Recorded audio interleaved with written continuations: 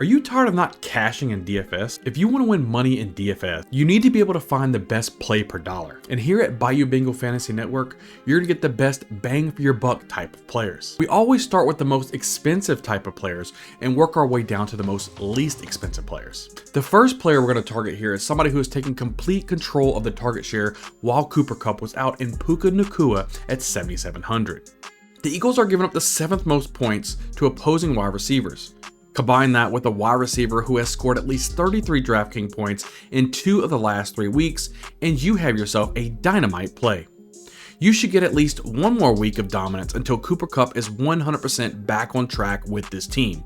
There is a chance that we do see Kupp back on the field this week, but the type of workload that he will receive is unknown at this point.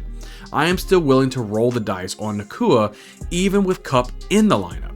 Nacua has built a solid rapport with Stafford through 4 weeks of the season, and if anything, Nacua will no longer see that number 1 cornerback on the opposite side anymore, which could make him even more dangerous. The next player we want to target is a quarterback in his rookie season who has taken the league by storm. I'm talking about Anthony Richardson at 7,000. The Titans are giving up the 18th most points to opposing quarterbacks. Richardson has scored at least 2 touchdowns in 3 games he has played this season. Teams are losing sleep at night trying to figure out a game plan to slow this guy down. He can beat you with his arm and definitely his legs.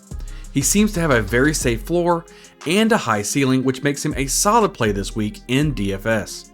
If you're going back and forth trying to decide on a quarterback, just slot in Richardson and feel confident that he can lead you to victory. Now we move on to someone who is making that highly drafted rookie take a back seat in David Montgomery at 6,600.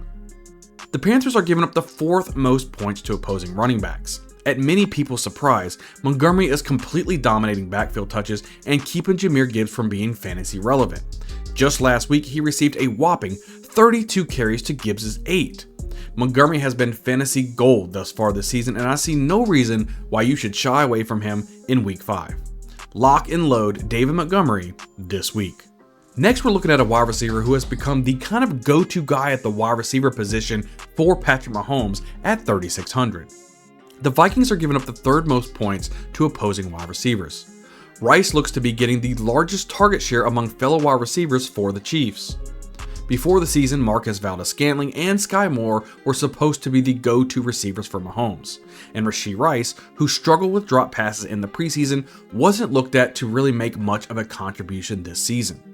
Rice has seen at least 5 targets in 3 of his first 4 games, and while he is clearly behind Kelce in the target share, he is someone at 3,600 that can be a cheap option to fill out your roster. Lastly, let's talk about that target monster down in Arizona with Zach Ertz at 3,500.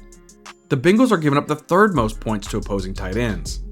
Ertz has had at least 8 or more targets in 3 of the 4 games this season, and while he hasn't been blowing up for fantasy, he has been a very cheap floor type of guy who's receiving a crazy amount of volume. If that volume was coming from a quarterback who is even halfway decent, he would be a $5,000 type of player. If you're in need of savings, get Ertz in your lineup.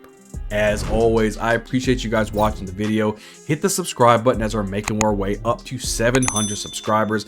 Each and every week, I'm bringing you guys some DraftKings coverage to help you guys make some money and cash in these tournaments. I'm also giving you some starts and sits. I'm giving you Thursday night breakdowns. We're giving you some by the numbers type of basic players you can be putting into your fantasy lineups week in and week out to ultimately win yourself a championship. Well, that's going to do it for today. Be on the lookout for tomorrow's video of our Thursday night breakdown for fantasy football, along with videos coming out on Thursday and coming out on Friday to get you guys best prepared for your Sunday games.